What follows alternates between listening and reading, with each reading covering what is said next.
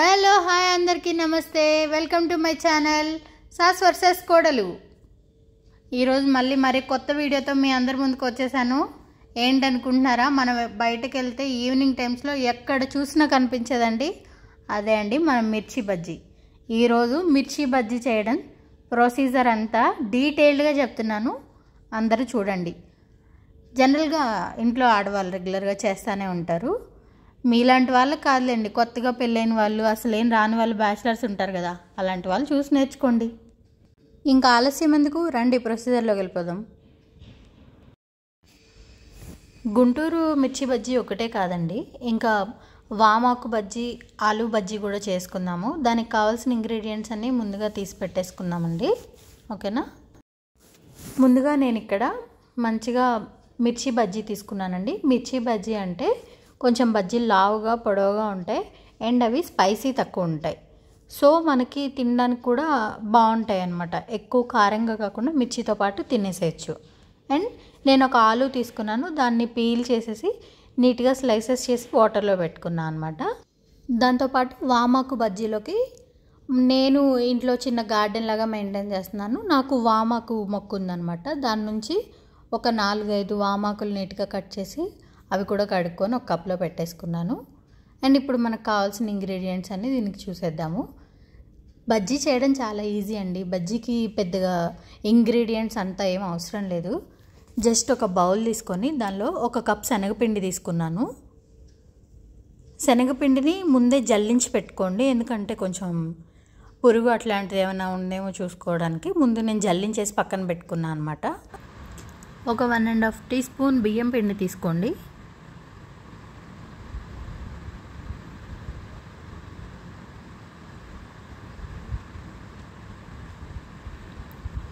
మనకి సరిపడా మన టేస్ట్కి తగ్గట్టు ఉప్పు. నేను ఇక్కడ పింక్ సాల్ట్ తీసుకుంటున్నాను, సో కొంచెం ఎక్కువే పడుతుంది. వైట్ సాల్ట్ అయితే మనకు కొంచెం తక్కువ పడుతుంది యాజ్ యూజువల్ అది. అండ్ దీనికి కొంచెం అంటే కొంచెం సోడా వేసుకున్నాను, ఎందుకంటే బజ్జీ పొంగితేనే కదా మనకి టేస్ట్ వస్తుంది.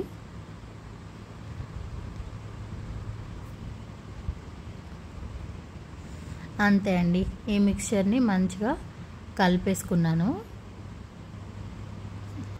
జస్ట్ ఈ డ్రై ఇంగ్రీడియంట్స్ అన్నీ కూడా నేను ఒక స్పాచులాతో మిక్స్ చేసుకుంటున్నాను. మనం మామూలుగా చేత్తో అయినా కలుపుకోవచ్చు అండి, అదేమి పెద్ద మ్యాటర్ ఏం కాదు.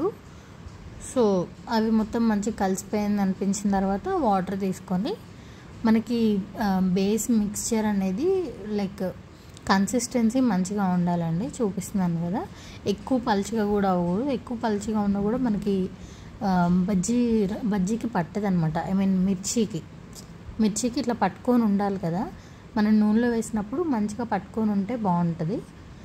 యాక్చువల్గా ఇక్కడ ఏమైందంటే నేను వాము వేయడం మర్చిపోయాను.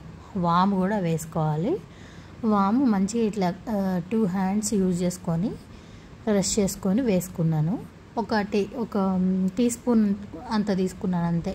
ఎందుకంటే మనకి జనరల్గా శనగపిండి అనేది కొంచెం డైజెషన్కి కొంచెం కష్టం కాబట్టి, సో వాము మనకి డైజెషన్కి హెల్ప్ అవుతుంది అనమాట. సో అందుకని. అండ్ టేస్ట్ కూడా మనకి వామ్ టేస్ట్ బాగుంటుంది కదండి. అంతే అండి, బేస్ చేయడం చూసారా ఎంత ఈజీనో. దీనికి మనం కష్టపడిపోయి బయటకు వెళ్ళి తెచ్చుకొని తింటాం అవసరం లేదు, ఇంట్లో చేసుకుంటే ఇంకొంచెం హెల్తీగా తింటాం. యాక్చువల్గా మనము అది సోడా వేసాం కదా, అది లేకున్నా కూడా ఓకే, బట్ కొంచెం టేస్ట్ బాగుంటుంది అన్న ఉద్దేశంతో వేసాను అంతే. సో ఇప్పుడు రండి, మిర్చి బజ్జీలోకి మనం ఏం చేసుకోవాలంటే కొంచెం సాల్ట్, వాము తీసుకొని 2 కలిపేసుకొని ఆ మిర్చిని మధ్యలోకి స్లిట్ చేసుకొని, అంటే ఒక స్లిట్ ఇట్లా ఘాటు పెట్టుకొని దానిలో ఉన్న మనకి కొంచెం స్పైసీగా ఉంటుంది అనిపిస్తే ఆ గింజలు తీసుకోండి. తీసుకోకపోయినా పెద్ద పర్వాలేదు, ఎందుకంటే ఇవి మనకి అంత స్పైసీ ఉండే మిర్చి కాదు కాబట్టి తీసుకోవాల్సిన మ్యాండేటరీ ఏం లేవు. తీసుకున్నా కూడా ఓకే. నేనైతే తీసాను, జస్ట్ అంతే. చూస్తున్నారు కదా, ఇట్లా ఒక ఘాటు పెట్టేసుకొని కత్తి తీసుకొని ఆ గింజలు తీసేసి ఇప్పుడు మనం ఏదైతే వాము, ఉప్పు కలిపి పెట్టుకున్నామో ఆ 2 మంచిగా బజ్జీలో స్టఫ్ చేసుకోవాలి.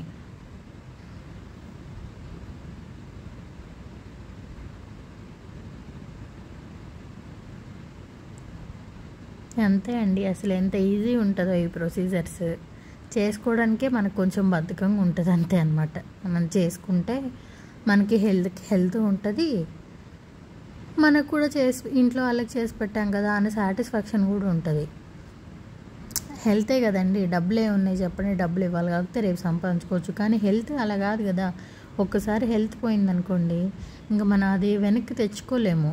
ఏదైనా కొంచెం ఈ రోజుల్లో మీకు తెలుసు, ఏ చిన్న హెల్త్ ఇష్యూ వచ్చినా కూడా మనం అసలు మన బాడీస్ తట్టుకోవట్లేదు, ఎందుకంటే రెసిస్టెన్స్ అనేది ఉండట్లేదు కదా. సో ఇవన్నీ మనం ఏం పెద్ద మార్చేయలేము. కాకపోతే వీలైనప్పుడల్లా మీరు ఇంట్లో చేసుకొని తినండి, బయట ఫుడ్ కొంచెం అవాయిడ్ చేస్తే మంచిదని నా ఫీలింగ్. ఏదో లెక్చర్స్ ఇస్తున్నారు అనుకోకండి, ఓకేనా? సరేండి, రండి ప్రొసీజర్లోకి వెళ్ళిపోదాం. అంతే అండి, జస్ట్ అట్లా స్టఫింగ్ పెట్టేసుకుంటున్నాను.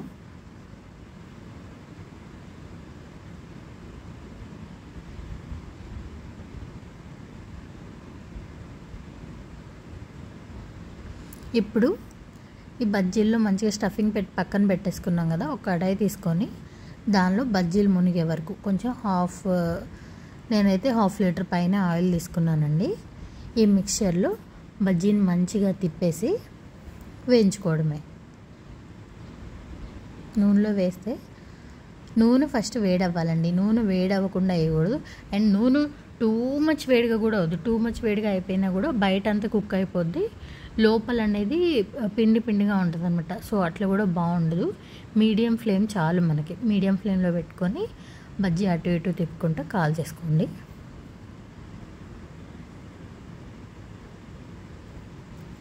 మంచిగా ఒక బౌల్లో టిష్యూ పేపర్ పెట్టుకోండి.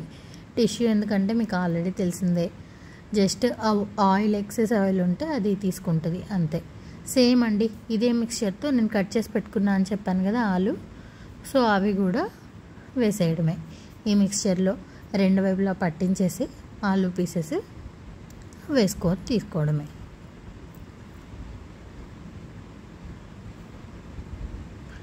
మీరు చూస్తుంటే ఆయిల్ ఎక్కువ వేయలేదు, గమనించారా? ఆయిల్ ఎక్కువ మాత్రం పెట్టుకోకండి, లోపల పచ్చిగా ఉంటే అసలు తినడానికి బాగుండదు. అండ్ మెయిన్లీ ఆలు బజ్జీకి ఆలు సన్నగా ఉండేలా చూసుకోండి. ఇంకొకటి ఏంటంటే, మనము ఆలు కట్ చేసి పెట్టుకున్నప్పుడు కొంచెం సాల్ట్ వాటర్లో పెట్టుకోండి, ఎందుకంటే కొంచెం మనకు ఆలుకి సాల్ట్ వాటర్లో పెడితే కొంచెం ఉప్పు తను అని తెలుస్తుంది, లేకపోతే బజ్జీలో తినేటప్పుడు మనకి ఆలు చప్పగా అనిపిస్తుంది అనమాట. ఒక చిన్న టిప్ అనుకోండి. మంచిగా రెండు వైపులా కాల్ చేసుకొని తీసేసి సర్వింగ్ బౌల్లో పెట్టేసుకోండి.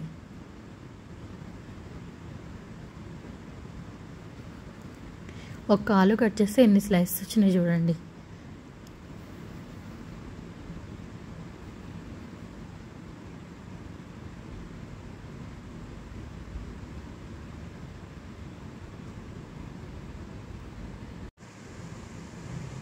అంతే అండి, మంచిగా రెండు వైపులా కాల్ చేసుకొని కాలినట్టు తీసి పక్కన పెట్టేసుకోండి.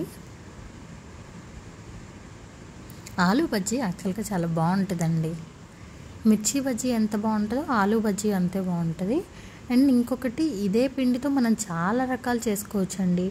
ఇప్పుడు ఏదైతే మనం పిండి కలిపి పెట్టుకున్నామో బేస్, దాంతోపాటే మనము ఎగ్ బజ్జీ చేసుకోవచ్చు, ఇంకా చాలా చేసుకోవచ్చు. ఇంకొక విషయం, మా రిలేటివ్స్లో మా అన్న వైఫ్ ఒక ఆవిడైతే తోటకూరతో పకోడీ చేస్తారండి. మీరు తిన్నారా ఎప్పుడైనా తోటకూరతో పకోడీ? యాక్చువల్గా బాగుంటుంది. కొంచెం గట్టిగా పిండి కలిపేసుకొని తోటకూర వేసి చేస్తారు. ఇంట్లో తోటకూర ఎవరు తినట్లేదని అట్లా చేస్తున్నారనమాట. అది కూడా మంచి ఐడియా కదా. ఈసారి నేను కూడా ట్రై చేస్తాను. యాక్చువల్గా ట్రై చేయాల్సిన అవసరం లేదండి, ఎందుకంటే తోటకూర ఇంట్లో అందరూ మంచిగా తింటారు. సేమ్ అండి, అదే మిక్చర్లో కూడా మిక్చర్ కాదు, అదే పిండి తీసుకొని ఆ పిండితోనే మనం ఇక్కడ వామాకు బజ్జీ కూడా వేస్తానని చెప్పాను కదా, అంతే సేమ్ వామాకుని ఇప్పుడు ఆలు బజ్జీ ఎట్లా డిప్ చేసుకున్నామో అట్లానే డిప్ చేసేసుకొని మంచిగా రెండు వైపులా కాల్ చేసుకొని తీసుకున్నాను. చూడండి ఎంత ఈజీ అండి. ఇవన్నీ ఒక్కటే పిండి కలుపుకున్నాను, ఎన్ని రకాలు చేశాను. ఇంకా చాలా చేయొచ్చు, టమాటా బజ్జీ, వంకాయ బజ్జీ అవన్నీ కూడా చేయొచ్చు, కాబట్టి నేను ఇక్కడ అన్నీ చేసి చూపించలేదులేండి. అంతే. ఇప్పుడు బజ్జీ తయారీ విధానం చూస్తారు కదండి. ఇప్పుడు నేను ఏం చేసుకుంటున్నానంటే, ఇప్పుడు ఈ బజ్జీలోకి గుంటూరు మిర్చి అంటే ఏంటండి, మనకి జనరల్గా ఆనియన్ ఇవన్నీ స్టఫింగ్ పెట్టిస్తారు కదా. మరి నేను కూడా అట్లనే అవన్నీ పెట్టి చూపిస్తాను మీకు. ఒక బౌల్ తీసుకున్నానండి, దానిలో 3 కొంచెం మీడియం సైజ్ ఆనియన్స్ తీసుకొని చిన్న చిన్న పీసెస్గా డైస్గా కట్ చేసుకున్నానండి. దాని తర్వాత ఒక 2 క్యారెట్స్ అండి, కొంచెం చిన్న క్యారెట్సే తీసుకున్నాను. అవి నీట్గా గ్రేట్ చేసేసుకున్నాను. అండ్ కొంచెం కొత్తిమీర, ఒక గుప్పెడు కొత్తిమీర తీసుకున్నాను అనమాట. అది కూడా మంచిగా కడిగి కట్ చేసి తీసుకున్నాను అనమాట. ఇప్పుడు ఈ మూడింటిని మంచిగా కలిపేసుకొని మన బజ్జీల్లో మనం ఆల్రెడీ తయారు చేసి పెట్టుకున్నాం కదండి బజ్జీల్లో, దానిలో స్టఫింగ్ చేసుకోవడమే. చాలామంది బజ్జీ ప్లెయిన్గా తింటారు, అలాంటి బజ్జీలు వేడిగా తినాలి. కొంతమంది బజ్జీలో స్టఫింగ్తో తింటారు. స్టఫింగ్తో తింటే ఎంత బాగుంటుందో తెలుసా. ప్లెయిన్ బజ్జీలు కూడా బాగుంటాయి, బట్ స్టఫ్డ్ బజ్జీలు ఇంకా చాలా బాగుంటాయి. ఇప్పుడు మన గుంటూరు బజ్జీ అంటే అదే కదా, స్టఫింగ్ పెట్టిస్తారు. టేస్ట్ మాత్రం సూపర్ ఉంటాయి అన్నమాట. ఇప్పుడు మనం చేసిన బజ్జీలు కూడా అంతే అండి, చాలా బాగా వచ్చినాయి. అండ్ బజ్జీలు కదా ఆయిల్ ఎక్కువ లాగేస్తుంది అనుకుంటారా, అసలు ఆయిల్ ఏం ఎక్కువ లాగలేదు. మీకు దగ్గర నుంచి చూపిస్తున్నాను చూడండి, ఆయిల్ ఏం ఎక్కువ తీసుకోలేదు. టేస్ట్ మాత్రం సేమ్ బయట మనకి ఎలా అయితే ఉంటాయో అంతకంటే అద్భుతంగా వచ్చినాయి. మనం ఇప్పుడు చేసుకున్న బజ్జీలు ఉన్నాయి కదండి, దాన్ని ఒక నైఫ్ తీసుకొని దాంతో మధ్యలో కట్ చేసుకొని దానిలో నేను స్టఫింగ్ చేస్తాను. మిర్చి బజ్జీ స్టఫింగ్ చేశాను. అండ్ ఇప్పుడు నేను వామ్ బజ్జీ స్టఫింగ్ చేస్తాను. ఆకు చూసారా ఎంత మంచిగా కుక్ అయిపోయిందో, లీఫ్ కుక్ అయింది, ఎంత నీట్గా కనిపిస్తుంది చూడండి. అసలు వామాకు బజ్జీ మాత్రం సూపర్ ఉంటుందండి, చాలా బాగుంటుంది. అసలు టేస్ట్ ఉంటుంది, హెల్త్కి మంచిది. అది ఆలు బజ్జీ కూడా స్టఫ్ చేసేసుకున్నాను. ఇట్లా మనం చేసిన అన్నిటినీ స్టఫింగ్ చేసేసుకొని మంచిగా నిమ్మకాయ పిండేసి పైన పల్లీలు వేసుకొని పెట్టుకోండి. అసలు తింటుంటే ఒక్కొక్కటి నా భూతో నా భవిష్యత్ అంత బాగున్నాయి అన్నమాట. చాలా బాగున్నాయి. మీరందరూ కూడా తప్పకుండా ట్రై చేసి నాకు కామెంట్స్లో చెప్పండి ఎలా ఉన్నాయి, మీరు ఎలా కుదిరింది అని చెప్పి. జనరల్గా బియ్యం పిండి కొంతమంది వాడరు, బట్ బియ్యం పిండి వాడితే కూడా కొంచెం మనకి క్రిస్పీనెస్కి ఎన్హాన్స్ చేస్తుంది అనమాట. సో బాగుంటుంది. అదొక చిన్న టిప్ అనమాట. మీరందరూ కూడా నెక్స్ట్ టైం చేసుకొని చెప్పండి, ఓకేనా? అంతే అండి, మన గుమగుమలాడే గుంటూరు బజ్జీ రెడీ అయిపోయింది. ఇంకెందుకు ఆలస్యం, రండి టేస్ట్ చేసి ఎలా ఉందో చెప్తాను.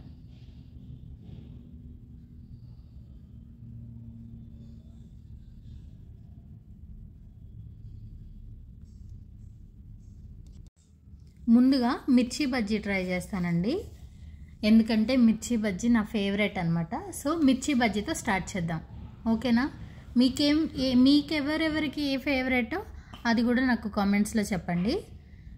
నేను మాత్రం ముందు మిర్చి బజ్జీ ట్రై చేస్తాను అనమాట. నిమ్మకాయ మాత్రం గట్టిగా పిండుకోండి, నిమ్మకాయ పల్లి తగులుతున్నే టేస్ట్ తెలుస్తుంది అనమాట.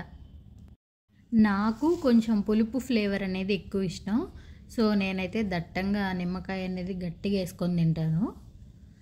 ఇప్పుడు టేస్ట్ చూద్దాం, ఓకేనా?